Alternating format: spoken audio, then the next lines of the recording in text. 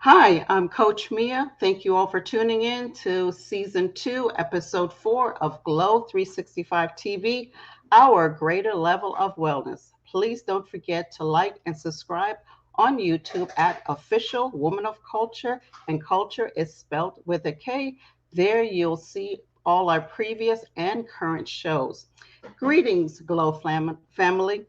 We have a special topic dealing with autism for today's show. However, we are looking at it in the contents of the sad fact that people of color and diverse ethnic groups suffer disproportionately from the so-called disease of civilization. In this show, we are going to explore what that means. But first, let me introduce my esteemed co-host. Sophie G, a relationship coach. And at the end of the show, she will sum it all up with her words of wisdom. Hi, sister. Hi, Glow team, Glow family. Blessings, blessings, blessings. Yes, we have a great show. Looking forward to it today. And of course, it's just you and I, in the big chair tonight, and Lady Q and Dawn on a Yeah, little vacation. So, yeah. shout out to They're them. right. They're sipping margarita somewhere or lemonade. Yeah. Hey, I'm drinking my water. I'm minding my own business. All right now.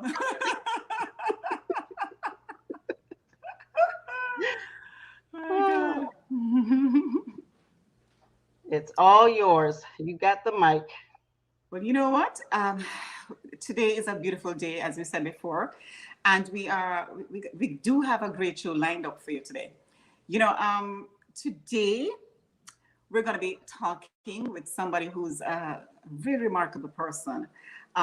He is been here on this program platform before, pretty much, and we're going to be really highlighting Autism Awareness Month, which is the month of April. Many of you probably don't know that April is Autism Awareness Month.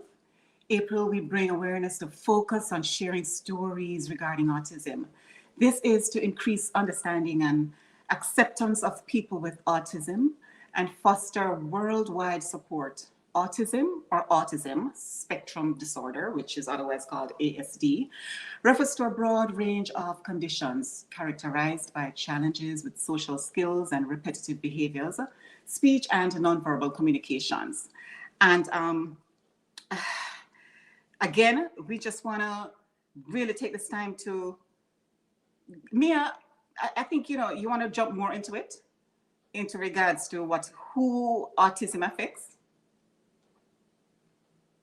Sophie. Now, according to the Center of Disease, autism affects an estimated 1 in 44 children in the United States today. There is not one autism, but many subtypes, most of which are influenced by a combination of genetic and environmental factors. Because autism is a spectrum disorder, each person with autism has a distinct set of strengths and challenges. Our special guest today will share more insights on that. But before, let's take a quick break. And when we return, I will introduce our special guest, activist Marcus Boyd, who will share his story of living with autism. We'll be back in 60 seconds. The Jamaican American Association of Central Florida proudly presents Jamaica's 60th Independent Scholarship and Debutantes Award Gala on August 6, 2022 at the Rosen Plaza Hotel from 7 p.m. to 1 a.m. Guest speaker will be Dr. Dwayne Dice, CEO of Education Solution International. Co-MCs are Mr. Lewis Witter and Miss Adriana Clark of Caribbean Rhythms Radio. Dinner served at 7:30 p.m., music and dancing by DJ Charlie Brown and Caribbean Groove Band. Tickets are $75 by calling 407-467-1741 or 321-439-2130 and also 407-292-3719. Join us for a night of excellence and elegance as we celebrate Jamaica's Diamond Jubilee. For more information, please visit online at www.jaaocf.com.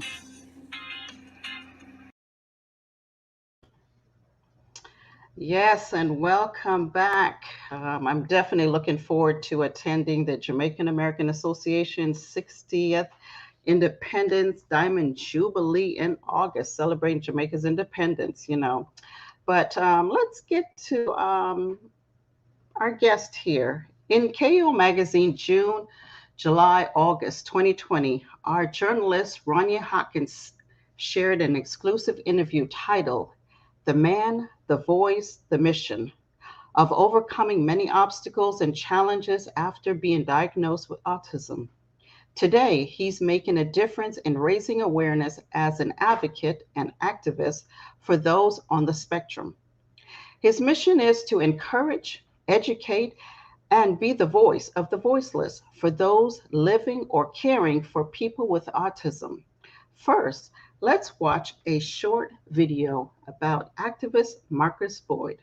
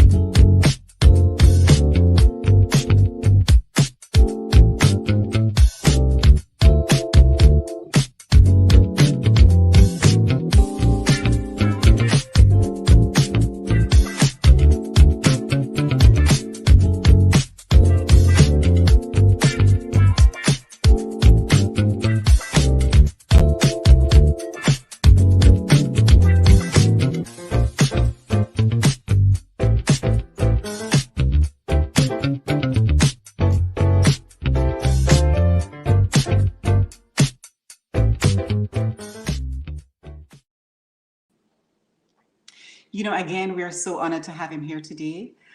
It being Autism Awareness Month, you'll find that he dispels a lot of myths about people with autism.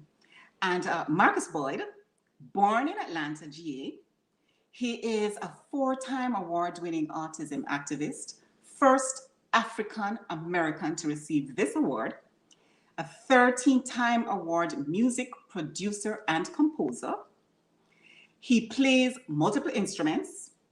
He is a rapper, an author, film producer, producer of a clothing and shoes line, where I can't wait to hear more about that.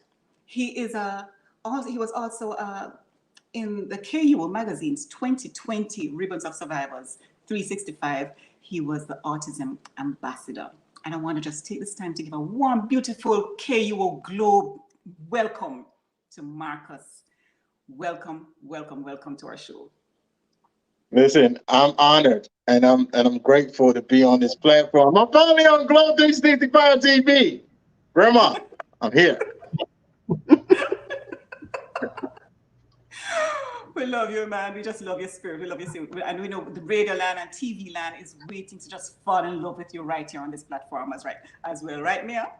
Yes, and I want to say a special thank you to Marcus because the intro you saw of the glow, the music in the background, that is his music that is playing for our now intro glow show. Mm-hmm. I'm honored. I'm honored to, have an opportunity, any opportunity to help push and, push the mission forward. Awesome. Now, Marcus, we want to get into, talking about you. Coming from a young man, you have accomplishments with being awesome. However, you were not able to speak before you were 10 years old. Your childhood was filled with a lot of abuse, emotionally, physically, sexually, and being labeled different or intellectual disability before you were diagnosed with autism. Now, do you remember what life was like before you were 10 years old? Yeah, I remember up to like I was 4. It was really, really rough. And, my parents had 22 of us. So basically, you trying to deal with per child, per emotion. And unfortunately, you know, they didn't have they didn't have guidelines about autism in the late early 80s. And so, my parents didn't know what it was. My grandma said I had a demon and I need to go to church, get it prayed over, get it prayed out, stuff like that. The normal stuff. Holy oil. Wow. First of all, growing up with 22 siblings, wow, that must have been an interesting, household, brother. But let me ask you something. It said that you were not able to speak before you were 10. How were you able to communicate before then? Well, actually, I was not able to speak until I was 13 and a half. And when I started speaking, it was at a 2-year-old's level. I didn't start speaking like this until I was almost 18. Wow. So before then, it was really nothing. And, my sisters was teaching me with sticky cards, hooked on phonics, Muzzy, the big white Bible, the one with the yellow stuff. So, I mean, anything they can get their hands on, Curious George, Big Red Dog. I think my sisters done read every children's book they ever made. Wow. So how did you communicate back then? Well, actually, I pointed to stuff. If I wanted something, I'd grab it. If I wasn't grabbing it, I'd make noise to let them know that I want to be in this area, or they'd take me to an area. Again, my sisters, all 9 of them, they just had this nurturing spirit. So they was able to help me push through my communication. Was there one thing that really enabled you to speak, that really pushed you, that really stands out? My speech therapist, her name was Anna Gibbs. So her daughter was my team speech coach. So to be honest, I had a little crush on her daughter. So, her daughter was trying to teach me how to say hello or hi. So I think when I was 13 and a half, I said hello for the first time. And I was stuttering trying to say it, and I didn't come out all the way right. But I forced myself because I really wanted to talk to her. Wow, amazing what a little crush can do, huh? A little crush can give you a little incentive. God bless the crush, brother. Yeah, that's a great motivation. Oh yes. Wow. So we know that you endured. Did you have any help outside of the immediate family to help you cope with all the challenges, and emotions that you probably were feeling then? Well, I don't want to lie to you on this TV platform, but unfortunately, other than my sisters and my grandmother, there was no family. There was nobody there to help care. They didn't do anything. I had a lady by the name of Dorothy Carr, which was Tina's best friend, which is my biological mother. She took me in her home. She, really took the time out with me. And she was an intern at the time to be a social worker. But she didn't care about her job. She cared about me first. Wow. Marcus, I want to take one step back. What was the first thing you said, and what was your reaction? It was at Dorothy Carr's house. The first thing I said was, I want a peanut butter and jelly sandwich. PBJ. And my reaction was when she gave me extra jelly on the sandwich and stuff. It was on wheat bread. I mean, but that's besides the point what it was on. But I was shocked that I was able to say I want peanut butter jelly. Wow. Mm-hmm. Wow. So you actually said peanut butter jelly or PBJ? No, I said peanut butter jelly. Wow. So, Dr. Carr always had great jelly. So I praise God I didn't have to go strawberry or grape. Like, do you still eat that today? Sense of humor. Yes, I do eat peanut butter and jelly sandwiches or regular grape jelly sandwiches. It doesn't really matter. Wow. I feel you. My granddaughter, she loves some peanut butter and jelly. Hello. You know, Hello. an Austrian, while we're there, an Austrian American psychiatrist and physician, Leo Karner was his name. He first decided or described autism in 1943 and wrote that children with autism were gifted in terms of intelligence and they had an extraordinary memory. We know now that autism we know what it is now, and that even sometimes today, even though we know what it is now, sometimes today there's still so many people who are misdiagnosed. It's referred to as schizophrenia or mental retard. You know, and I'm saying it now because we're on this platform, even though this is not a forbidden word. Back then it was described as a schizophrenia or mental retardation. No, let me just say this while I'm putting it out here, that this is a word that's no longer used or acceptable in social settings, and rightfully so. And I think, you know, here we are to enlighten and to share and to educate as well. And we just want to let you know that we're using it in this terminology because of what it was and how it was described back then. Right, Mea? Yes. So, but now we know that, you know, it all stemmed from his Leo, what was his name? Leo Kenner. He referred to it as something that's known as, it was stemmed from cold parenting, which marked an extensive criticism from parents who were controlling, who were setting unforgiving ways and guidelines as to how they were raising their children and because of their behavior. You know, Mea, I know there's also another terminology now that they're using for that, the flip side of that. Yeah. Yeah, I think, you know, when they didn't have that, you know, that understanding how to, you know, handle that child with autism, or they didn't know what autism was. Now, you know, on the other hand, they call that warm parenting as a therapy to speak to them in a friendly tone to provide regular support children need, you know, that consistent confirming them to kind of help them along the way, you know, and not going back to that co-parenting on, you know, how I want you to speak, what I need you to do, and they don't know how to communicate. Mm-hmm. Mm-hmm. You know, John Edgehill just said, sadly, many children with autism are never diagnosed and are misdiagnosed. She's thanking you, Marcus, for sharing your platform with us. And you know, while we're on that, I just want to ask you, Marcus, with all that being said just now, what are your views on parenting and as factors that would make autism more survivable based upon your experience? Charity starts at home. So basically, you know, to say that you're not going to be upset when your child first get diagnosed, to say that you're not going to feel sad or depressed, to say that you're not going to feel angry, to say that you ain't going to want to probably blame God, your baby father, your dad, everybody else, because of why this have to happen to my child. Nobody knew that Marcus was going to speak ever. You know, when they said 11 different doctors said, okay, his brain will never function. He's basically a walking vegetable. His brain doesn't function correctly and stuff of that nature. He'll never get an education.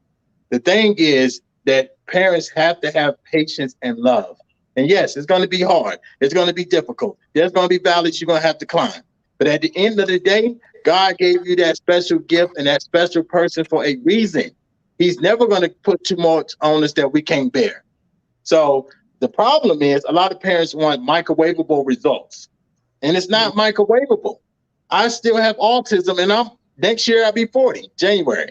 So I still will have autism for the rest of my life. I still have emotional behaviors. I still have trigger points. I still don't like certain noise that bothers me with sensory. I still can't eat certain food because of the color texture. I still have, you know, my situations going on. But at the end of the day, it starts with love and guidance. That's what Dorothy Carr gave me. She had 50 other kids on her caseload as a social worker, but she was there every episode I ever had. She was there every school function. She was there, but she didn't have to be.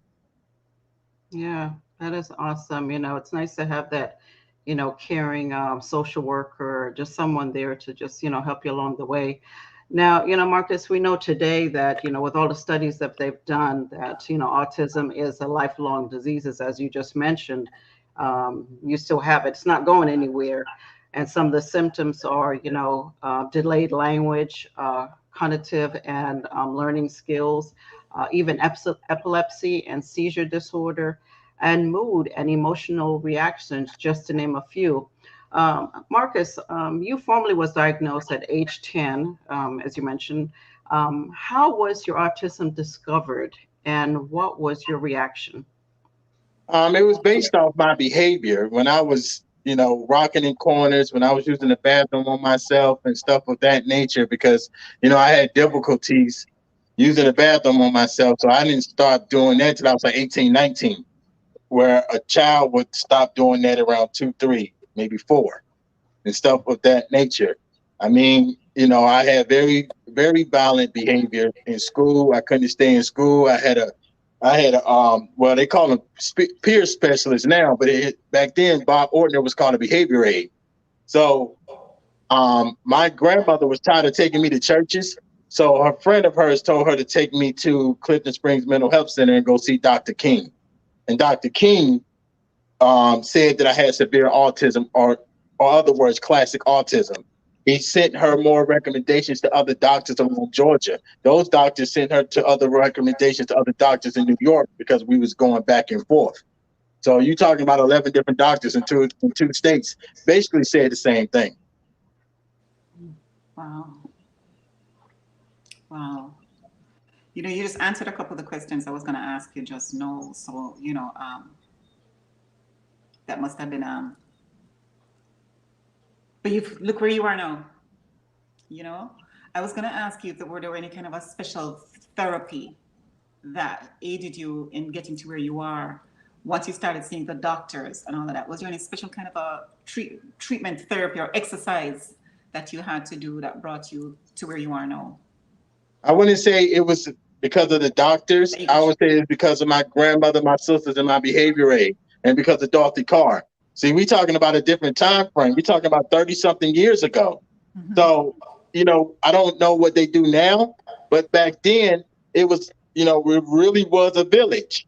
Like everybody had each other phone numbers, stuff like that. Like when Tina and Tommy didn't want to deal with me, Dorothy Carr would come from a 12-hour shift and still deal with my moods, my behaviors. And she'll still have Bob Ortner come over to her house. Uh-huh. Now, your biological parents, when the doctor informed, that you had autism, how did they react? Well, honestly, my grandmother had to call Tina up. I don't want to get people confused. Tina's my biological mother. I just don't feel like calling them mom and dad because they have never earned those titles. But my grandma called Tina up and told her that, the doctor was saying this stuff. And my grandma was like, we're going to pray and we're going to put, God in this and stuff of that nature.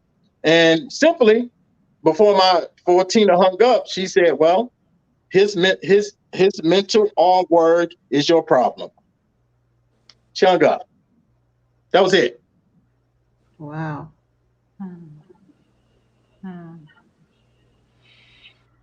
And I'm so sorry, man, but I know this has made you tougher though, stronger.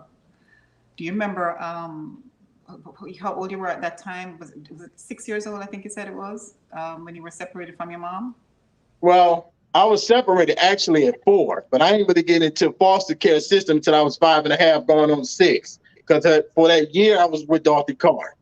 So when Big Tommy broke my ribs at 4, Dorothy Carr came to the hospital to pick me up because Tina was bailing him out of jail. That's why she couldn't get there. Let me ask you a very sensitive question. I know it's all sensitive. Mm-hmm. But at that tender age, and I know, this is what we're doing now is also aiding other persons that's watching and probably going through it, or maybe even a child who's listening over somebody else's shoulder or watching the screen behind them who's probably going through the same thing you're going through or having been. Do you remember at that age when you were separated, why you were separated? Did it make sense to you at that time when you were taken from your mom or left your mom to go be with, grandma and, at that age, were you aware of what was going on and why you were separated? actually, we went to New York at the time. My grandma was staying in New York, so we all went from Georgia to New York, all 22 of us. And my mom said that she's going downstairs to the bodega, the store, to get some bread. I'm 39. You let me know when she come back, okay? All right now. I mean,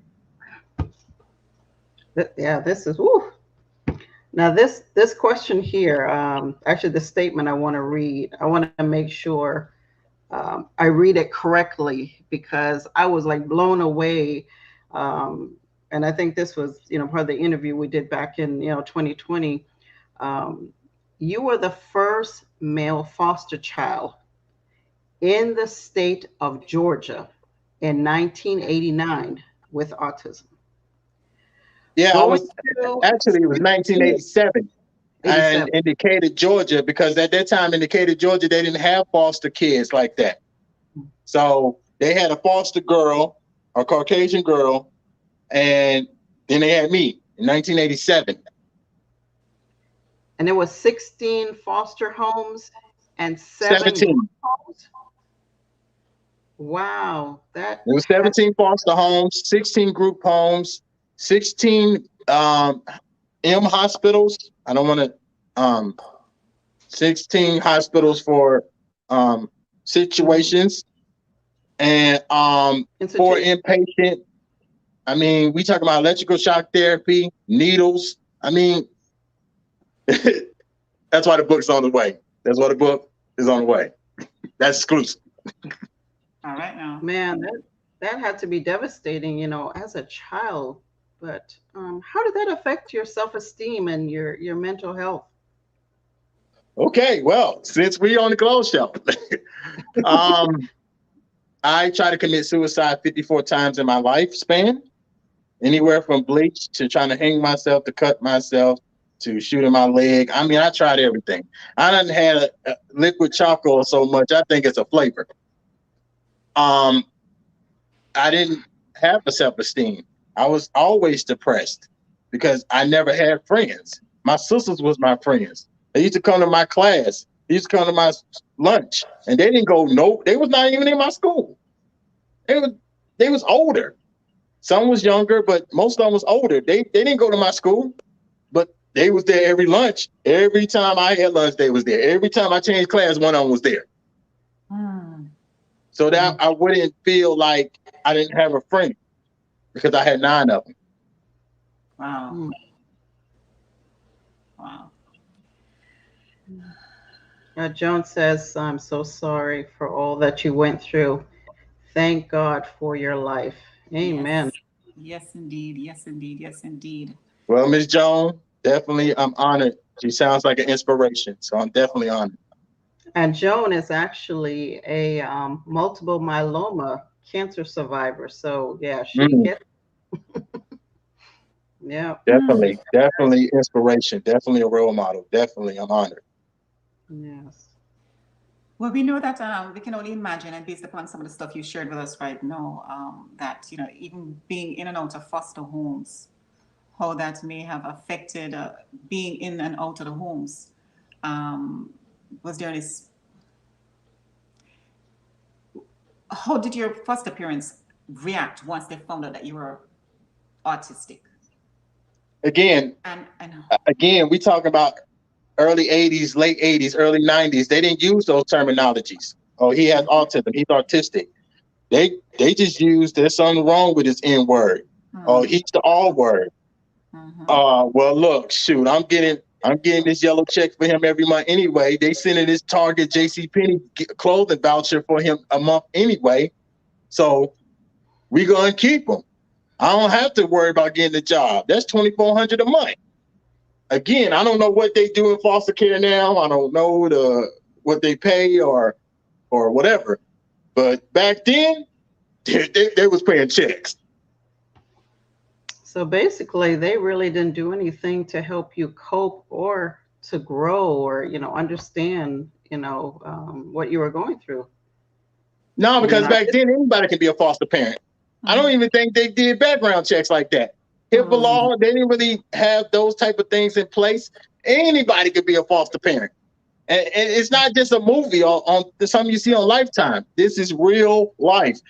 I had Caucasian foster parents, Jamaican. Oh, it doesn't really matter the nationality. And to be honest, my dad is full-blood Jamaican, but the foster parents that was Jamaican, they abused me more than any foster parents I ever had. Oh, Jesus. Wow. Oh. On behalf of all the Jamaicans and the rest of Jamaicans, brother, sorry. Oh, no, I understand. Listen, they said it. Listen, at the end of the day, they was just about money and checks. They used to spend my clothing voucher money on their kids.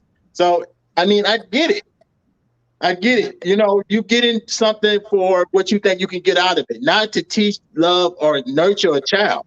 That's at that time, they wasn't trying to do that. You know, I'm gonna jump into this real quick.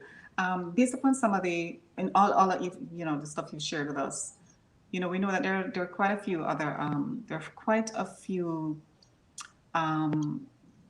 things that go along with being diagnosed with autism. How did that socially affect you in interacting, based upon being physically touched, your daily routine changes, sensory overload, which you mentioned earlier, and sometimes even what could possibly have triggered anxiety and all of that, and maybe even did there anything lead to panic outbursts and all of that? But how did that affect you in socializing eventually once you started to get the therapy and realize what was going on and being more understanding as to what's going on with you and how you could possibly cope with your coping mechanism on your journey? How did all those affect you? Well, you have to understand, at first I was nonverbal. So, it was just Dorothy Carr, Berta Looper, that was my therapist and stuff of that nature. So even as being nonverbal, I relied on them. So when I became verbal enough to be able to form little sentences here, there, whatever, I still relied on them. So I didn't really have a lot of friends, or I didn't really have a lot of people that wanted to hang with me and stuff, because you have to understand, I was using the bathroom on myself in school, recess, and stuff of that nature. So kids was always making fun of me, poking me, trying to fight me, and stuff of that nature. At that time, taking my $1.50. Again, I'm showing my age because that brought a whole lunch. You understand what I'm saying? So I didn't really have any coping skills. My coping skills was this plus size woman who had runs in her stocking called Dorothy Carr. You understand what I'm saying?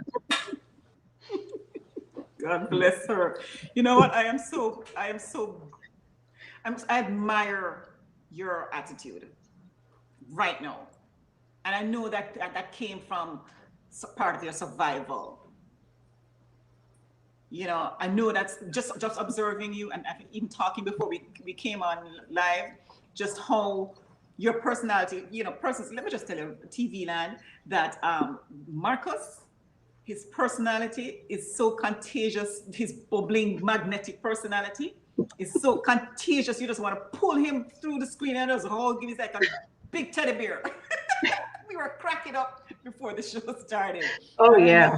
All that humor, I'm sure, probably came from learning how to just take life and not let it take the best of you or take you, based upon your 54 experiences that you shared with us just now. You know what? We can all cry. Everybody has trials and tribulations. Yes. My trial and tribulations is no better than nobody else's. It's no greater than nobody else's. I'm the same as just everybody else. But at the end of the day, what I got taught by my grandmother is, don't let your disability make room at anybody else's dinner table. Amen. Yep. Amen. Amen. Mm-hmm. Activist Boyd. Amen. Brother. Yeah. I can definitely relate to that. Yep. Don't let it, be that kryptonite, as I will call it. You got to push through. Now, we've heard so much about, autism and the misunderstanding and the miseducated and all. What has been the most frequent misconception people seem to have about autism? Marcus? That we're invalid, that we can't do stuff, that we need constant help. Each individual with autism is a different individual. You're not meeting the same individual. There are some individuals with autism who cannot do anything for themselves, but there are some who can. So, whether they use titles of high functioning, middle, low whatever the functioning value is still these people can do anything they put their mind to.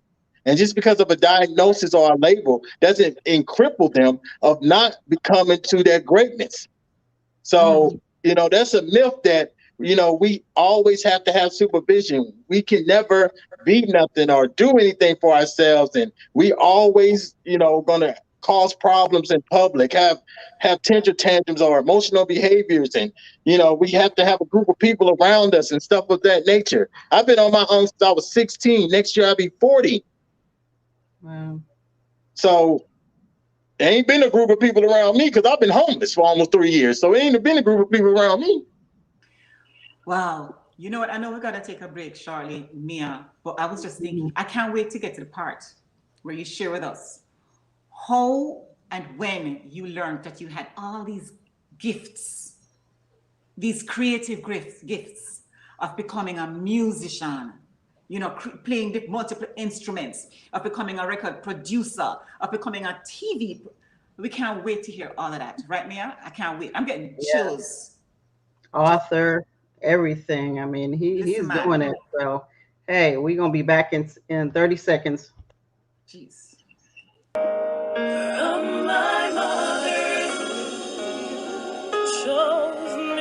This is Stacey Elevated Wilson, and you're listening to Star, Straight Talk with Amazing Reality.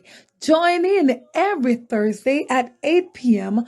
on WOKB 1680 AM and 100.7 FM in Kissimmee, and listen to Miss Jackson. She is for real with Michaela and Julian.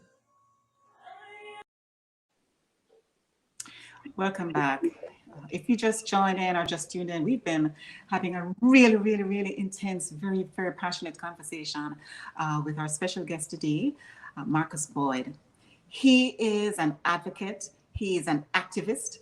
He is he's here with us, sharing his journey with autism, and for his entire life, and how it affected him and how it brought him to where he is right now. Being a, I don't even know where to say, multi-talented, excelling at all these different attributes and skills of being a multi-award recipient, of being a. Please tell us how you got here. How you got here, my brother. It's because of Mary Boyd. That's my grandmother. It's because of her. I remember I was 14 and I wrote to her on the notebook paper, I want to be like my brothers. So at the time, my brother was doing a little bit of pharmacy work, if you will. So I told her I wanted to be like my brothers. So she took me out to downtown Brooklyn, and there was a fence right there, lower level. She said, all you got to do is run past me and jump this fence. She said, if you jump this fence, I'll give you $500 to $1,000 so you can go ahead and get started and be like your brothers. That's all you got to do. Jump this lower fence. So she said, I'm not even going to start to watch until you run past me. So I ran past her. At least I thought I did. I collapsed right at her legs. And I was wheezing and stuff. And she said, you see, you fat and you wheeze when you sneeze. She said I wheeze when I sneeze.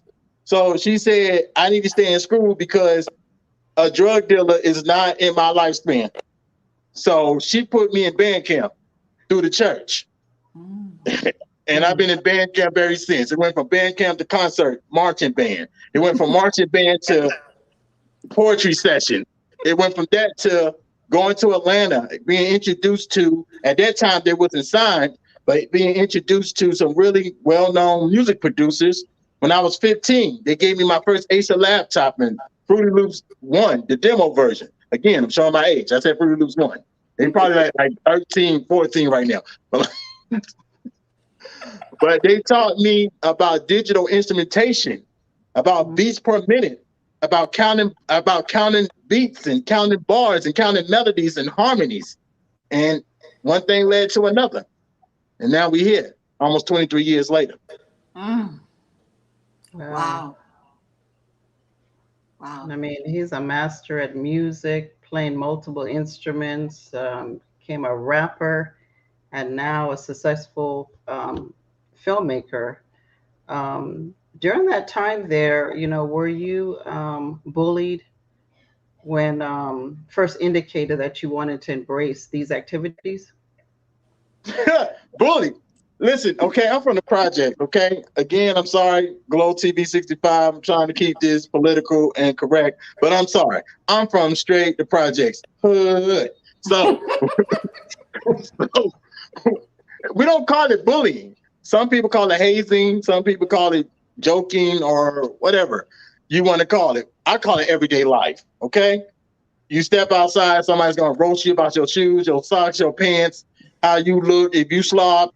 I mean, your size. So it was normal for me. I thought it was normal. It was like breathing fresh air. I was always bullied, stuffed in lockers, money being taken away from me, the Grushin Park gang beating me up, which included a girl. So I mean, Wow. it's right. You know what? And that just made you stronger. But before you Right, move on, they was Chris rocking me. I'm sorry. I know I was supposed to say that. I am sorry. Sorry.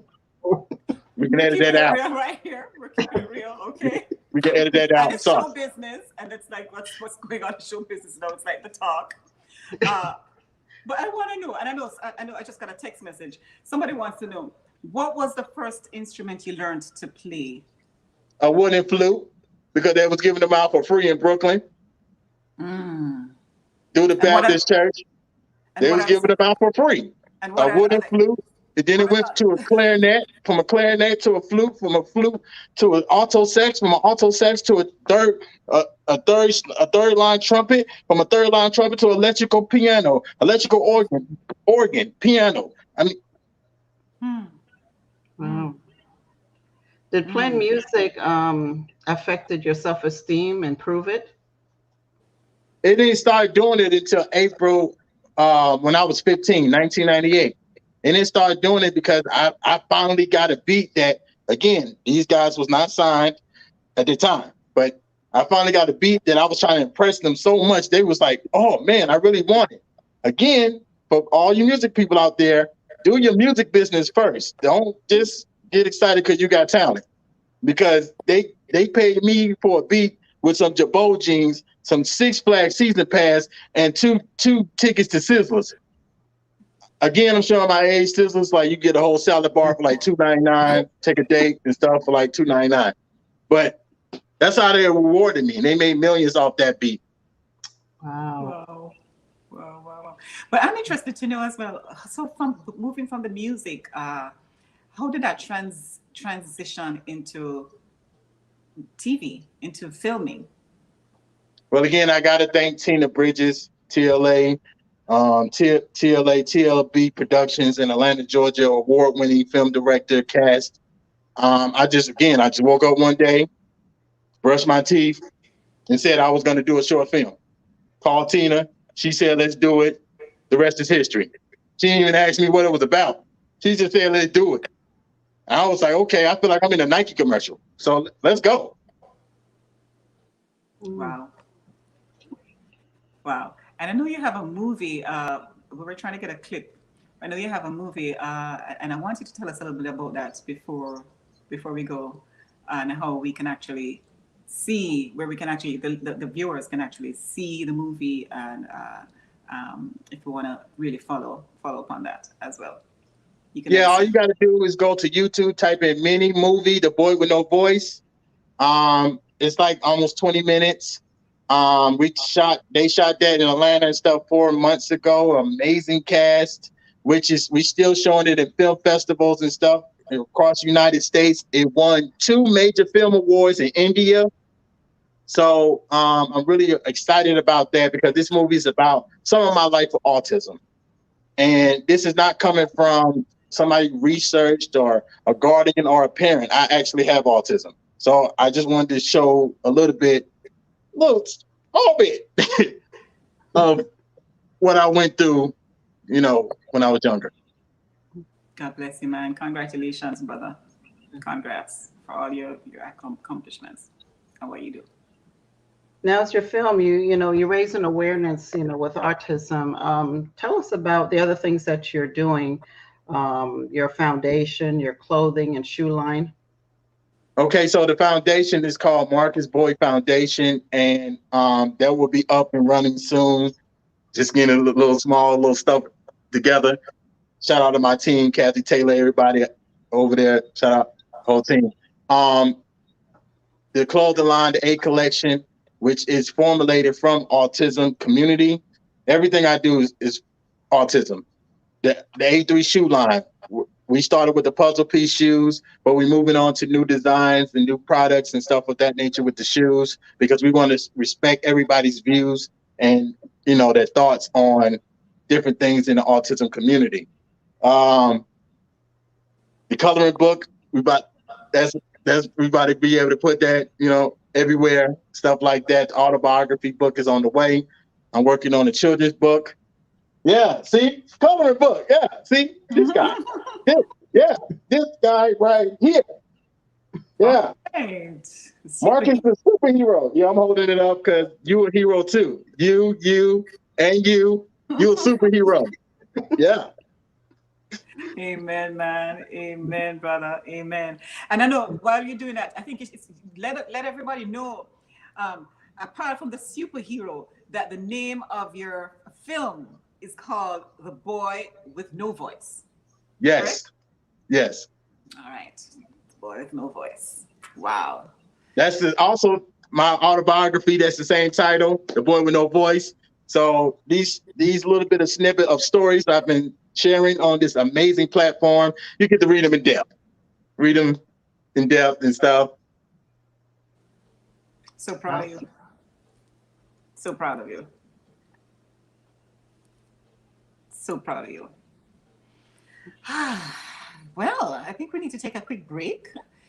When we return, we will talk a little bit more with Marcus. He's going to be telling us about self-care tips from finding inner peace, spiritual awareness, wellness, and some nutrition guidelines. We'll be right back with Marcus Boyd.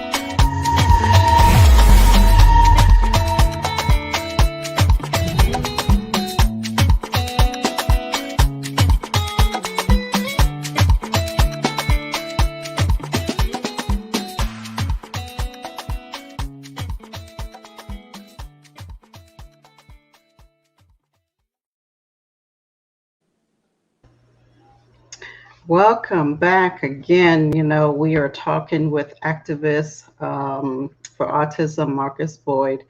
And, we're coming near to the end of the show where we're going to talk about a little about some self-care tips. Of course, it's so important to create a strong support system to take care of ourselves, to handle everyday challenges, accomplish our goals, and the ability for potential growth to enjoy each day. With what some of the self-care tips, healthcare regimens, Marcus, do you do on a regular basis? Self-care tips, got to make sure you take that good hot shower. You just need time with yourself and God. You know, make sure you play some church music. I listen to acronyms. I listen to people like Les Brown, my big brother John McClung Jr. I listen to positive affirmations every morning to be able to get the energy flowing. You know, give me a Gatorade and, you know, some good music. My regimen is I have headphones, bunch of them. So I have to listen to my beats. You know, I got like 80,000 of them. So I got to listen to my beats every morning. You know, I am working on my health with eating more green vegetables, with drinking more water. Thanks to my queen for that. um, and you know, just really watching what I eat, trying to take more walks. You know, 15-minute walks a day. You know, that may not seem like a lot to people, but you know, I'm kind of big. So a 5-minute walk for me is like 5 miles. So trying to do different stuff. You know, they say that there are certain foods that persons with autism, with certain strains of autism, should avoid eating that causes gastrointestinal issues. Are there any special food that diet that you're on, or you recommend being on, that's probably gluten-free or not, or what's your take on that? Um, Or stuff that people I don't should really know because again, everybody's dietary diet is different with autism. I only can talk about mine. Again, I'm eating more green vegetables, not a lot of starch. Me personally, I stay away from grapes and I stay away from like cantaloupes and stuff like that because I don't like the color texture. You know, certain vegetables I can't eat because I don't like the color texture. It bothers me. It's like a trigger for me. But other than that, I would suggest anybody try anything healthy that's going to make you and your body improve, whether you have autism or not. Did you ever think that you would have become a spokesperson for autism in No, a community of such a that is so overlooked? no. Listen, okay, that was never no, no. But I'm glad God said, Marcus, you have no choice. Mm. Sometimes when we want another future, when we want to be on another path, God said, nope. I said, go right. Why you keep going left? I said, go right. Yeah, you want that, but you're not going to get that. Go ahead and wave bye to it. You going over here. What has Mm. been one of your greatest fear of people, even without autism, speaking in front of people, especially strangers? How did you overcome that fear, if you had any? Normally, like I'm gonna use this example. I was in Atlanta, so normally my big brother John McClung Jr. every live speaking engagement, he was there. Like literally, like I was here, he was right there, like right beside me. I don't care if it's a concert, event hall, a festival, a school board meeting, he was there. I mean, so I always had to have somebody right there with me. But moving to out of state, moving, you know, I still have to be fighting for autism. So I just pray to God first, close my eyes, and let the Lord do his work. Because sometimes it's nothing but God with this Mm. situation. Amen. Amen. Amen. Amen. You know, for those who are watching and those who are trying to take something from this, hopefully, you know, it's been data has shown that researchers that persons with autism are so creatively artistic, and you've proven that in the story you've shared. You know, what would you say to listeners, parents, foster parents, um, persons who may think are not sure as to what it is, if it is even autism?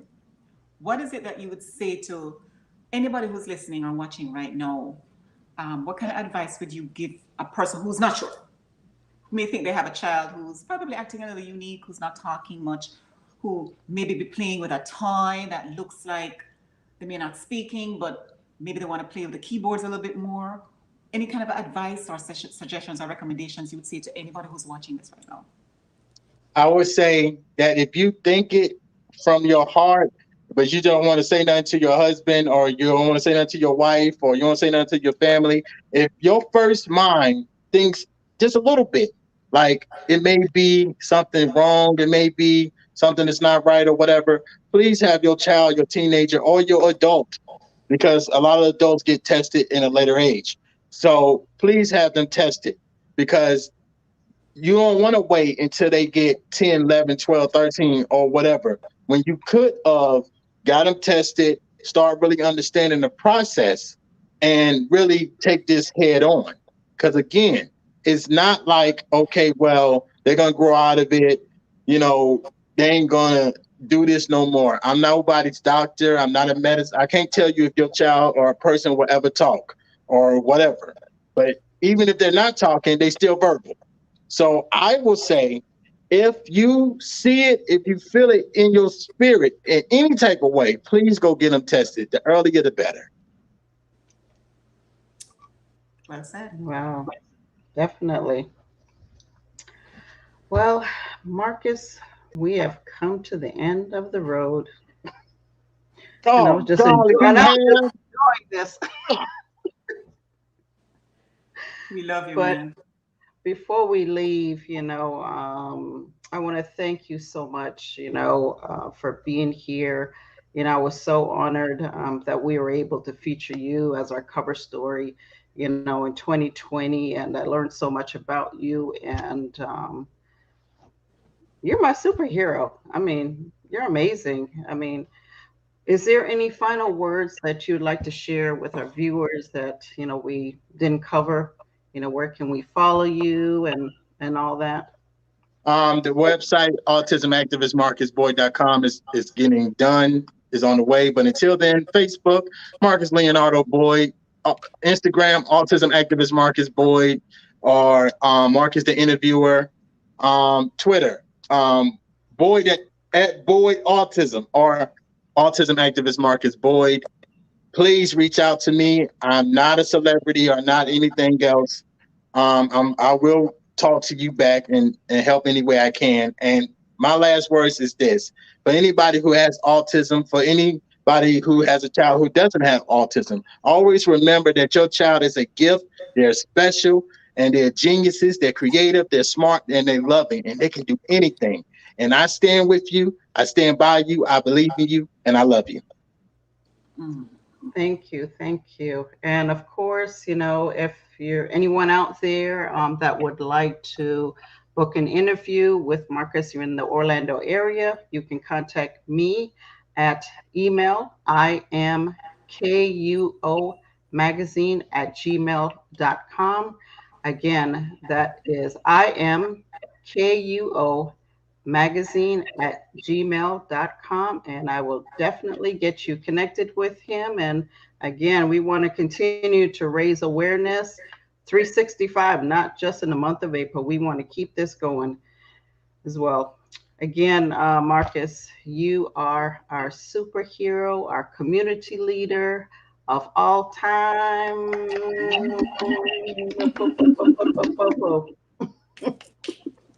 Yes, he is. He's wearing his cape, man. We see that cape. We see that cape. Thank you again for being our special guest today. And we shared a lot of information, Sophie, that, for those that are watching in, and you might have tuned in a little bit late in the show, it's okay. Sophie G got you covered, and she's going to break it all down. So, Sophie, it's I'm all just yours. saying, thank you, sister. Thank you, sister. And thank you, little brother, Mark, superhero. I want to say, we need to remember that, listen, as Mark said, if you just tuned in and you think you missed it, remember you can always catch the show on replay right here on the same platform. And please remember to share it with someone who you think can benefit from it. Your family, your friends, your neighbor. Remember that word that people are described who are different or unique, who are on different levels, scale of the autism spectrum. The R word is no longer acceptable. You don't believe me? Check it. It's in the Webster's dictionary. It is referred to as intellectual disability. Intellectual being the operative word. Persons who are diagnosed on this spectrum are brilliant people. You saw it right here. They can become multi-award-winning producers. Many people behind a lot of the people who excel in the industries are autistic. If you don't believe me, remember Suzanne Boyle from American Idol, Steve Jobs, Seinfeld, Thomas Jefferson, Michelangelo, just to name a few. Just to name a few. Let that resonate with you. And remember that they say that persons who are autistic are different. But have we stopped to think that perhaps those with autism are the ones who are actually perfect? If they're using their gifts and their abilities in the ways in which they're supposed to be used. Speaking less, listening more. Using what they learn as an ability to make this world a better place. Could it be that the rest of us are just different? I think that we need to also keep in mind that it is important to be still, because still waters runs deep. And never forget that the cornerstone that the builder refused may just sometimes somehow be that head cornerstone. Bear in mind that it is important to use the abilities that we have been given, because guess what? Each and every one of us are uniquely and perfectly made in His image. Remember to find a way to be patient, be understanding, be caring, and find ways to eat better, walk better, listen better, be more patient to one another. Listen to what we learned here today, apply it to our lives, and remember, in everything, read, meditate, be loving, be considerate, because you never know when we may be entertaining an autistic angel. Right? So with all that being said,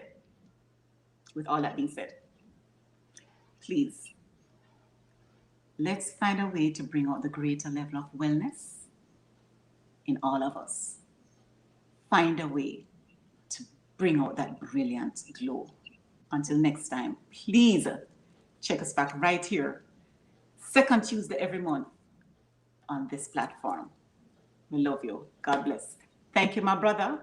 Thank you, my sister. Thank you, Glow team, Glow viewers. And until next time, we'll see you right here. One love. And before we go, I'd like to share what is coming up in May. Of course, in May, Glow will not be shown, but we'll be bringing you Season 1, Episode 2 of a special 3-part documentary series presented by KO Magazine Ribbons of Survivors 365. Our Warriors of Hope and Wellness, with 5 amazing women raising awareness in May for National Mental Illness Awareness Month. Join the conversation on Tuesday, May 10th, 2022 at 7 p.m. Eastern Standard Time with our special guests, Coach Don Hewitt, Coach Lady Q, Coach Maria Mixon, Ruby Marbury, and myself, Coach Mea, sharing our stories of thoughts and attempts of suicide to now getting to a place of mental wellness. Our panel experts will be special guests, Dr. Maxine Rudder, aka Dr. Max, a psychologist, and our host will be Leonard Burke. He's a soul therapist, psycho-spiritual coach, consultant, and the author of Dis-Ease is the Cure. Again, I would like to thank our special guest, activist Marcus Boyd, my GLOW team, our community partners, Andrea Jackson, Star, Straight Talk, Amazing Reality with Miss Jackson, the Jamaican American Association of Central Florida, and Lima Dunbar, host and producer of the People's Chat Room. Thank you for sponsoring our show, this issue here. And I also want to thank my technical directors, my producers, the behind the scenes that you don't see. That's Kujatelli Kweli, aka I know him as Cooch, and Catherine Murray Love, and you, the viewers. Thank you all for tuning in. I am Coach Mea Allman, coming to you from Ocoee, Florida. Thank you all for tuning in to Glow 365 TV. Until next time, stay safe, well, and continue to find your glow within the mind, body, and soul.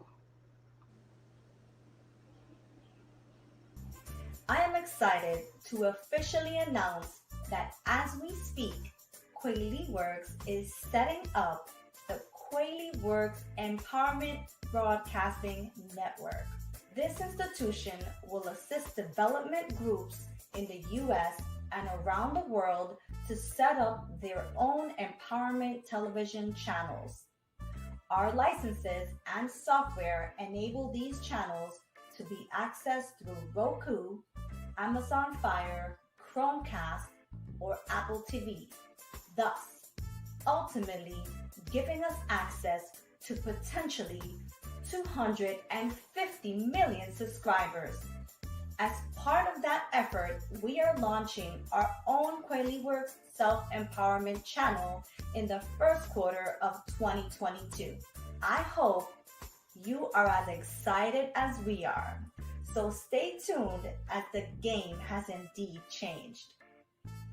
And for those who are interested in subscribing to our network, getting involved with this effort as a program producer, becoming an affiliate, or setting up your own independent TV channel, email us at kweliworks@gmail.com.